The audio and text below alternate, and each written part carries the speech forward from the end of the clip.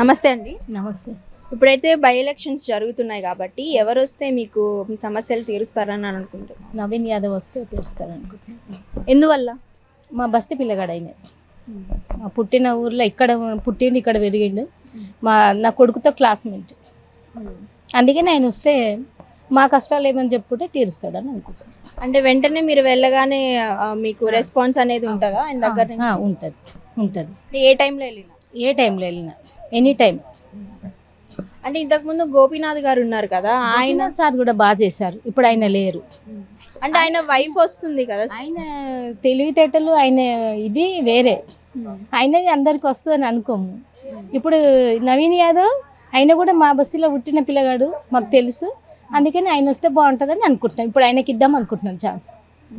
అంటే కాంగ్రెస్ తరపు నుంచి నవీన్ యాదవ్ గారికి మీరు ఛాన్స్ ఇవ్వాలని అనుకుంటున్నారు. ఇంకోటి ఏంటంటే బీజేపీ నుంచి కూడా అభ్యర్థులు అయితే ఉన్నారు, వచ్చి ఇక్కడ పోటీ చేస్తారు అని అంటున్నారు. ఒకవేళ బీజేపీ నుంచి వచ్చిన అభ్యర్థి గట్టి అభ్యర్థి అయితే మీరు ఆయనకి సపోర్ట్ చేస్తారా? గట్టి అంటే తెలుస్తుంది కదా. మేమైతే నవీన్కి అనుకుంటున్నాం. ఆయన ఎవరో తెలియంది ఎట్లా. ఇప్పుడైతే ఈయన తెలుసు, మాకు తెలుసు అనే కాదు, చూస్తున్నాము, చేస్తాడని నమ్మకం అనుకుంటున్నాం. నమ్మకం కుదిరితే చేస్తాడని అనుకుంటున్నాం.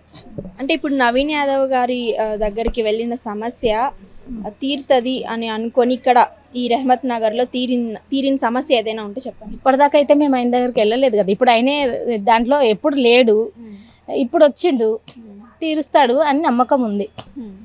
ఎందుకంటే నా కొడుకుతో క్లాస్మేట్, బాగా తెలుసు నాకు. మనలో ఒకటి కాబట్టి మనం సపోర్ట్ చేయాలి అన్న ఇదితో నమ్మకంతో వెళ్తున్నాం.